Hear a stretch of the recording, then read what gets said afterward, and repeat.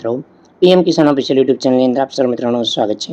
તો આજના વિડીયોની અંદર આપણે વાત કરીશું પીએમ કિસાનનો 18મા હપ્તાની જે તારીખ જાહેર કરવામાં આવી છે એની સંપૂર્ણ વિગતવાર માહિતી જાણીશું। વિડીયો અંત સુધી જોતા રહેજો। જો તમે અમારી ચેનલ પર નવા છો તો ચેનલને સબસ્ક્રાઇબ જરૂર કરજો। તો ચલો મિત્રો, આજનો વિડીયો શરૂ કરીએ। તો મિત્રો, વિડીયોની અંદર આપણે વાત કરીશું કેન્દ્ર સરકારની પીએમ કિસાન સન્માન નિધિ યોજના દેશભરની ગરીબ ખેડૂતો આર્થિક લાભ આપવા ઉદ્દેશ સાથે શરૂ કરવામાં આવી હતી। તો સત્તામાં આવ્યા બાદ મોદી સરકાર ખેડૂત હિતકારી યોજના લાવી રહી છે। તો પીએમ કિસાન સન્માન નિધિ યોજના શરૂઆત અત્યાર સુધી 17 હપ્તા બહાર પાડવામાં આવે છે। તો હવે સરકાર યોજનાનો 18મો હપ્તાની રાહ જોઈ રહ્યા છે। તો પીએમ કિસાનના નિયમો અનુસાર પરિવારના એક જ સભ્યને આ યોજનાનો લાભ મળે છે। આથી સ્થિતિ સવાલ એ છે કે પરિવાર પતિ પત્ની વચ્ચે પીએમ કિસાન યોજનાનો લાભ મળશે કે નહીં, તો એના વિશે પણ જાણીશું।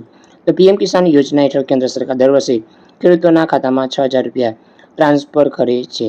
ખાસ એ છે કે રકમ 2,000ના જે 3 હપ્તા સીધી બેંક ખાતાની અંદર મોકલવામાં આવે છે।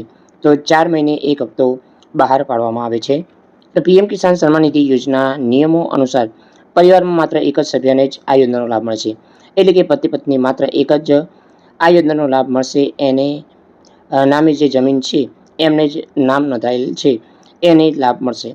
તો મિત્રો, આપણે જાણીએ કે પીએમ કિસાન સન્માન નિધિ યોજના લાભ માટે જમીન ચકાસણી ફરજિયાત કરી દેવામાં આવી છે।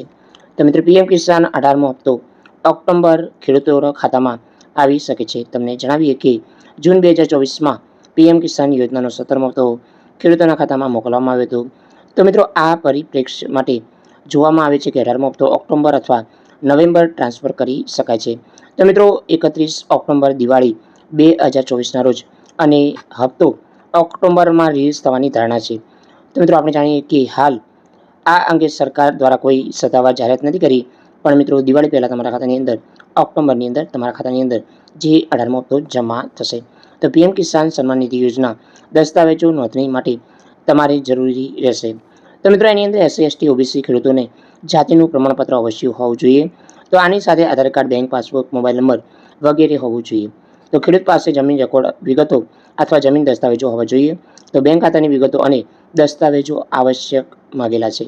તો આટલા ડોક્યુમેન્ટ તમારી જોડે છે તો નવેસરથી તમે પીએમ કિસાન યોજનાનો લાભ લઈ શકશો અને તમારો 18મો હપ્તો દિવાળી પહેલાં તમારા ખાતાની અંદર ડાયરેક્ટ ટ્રાન્સફર થશે। તો જય હિન્દ મિત્રો, વંદે માતરમ, જય ગરવી ગુજરાત।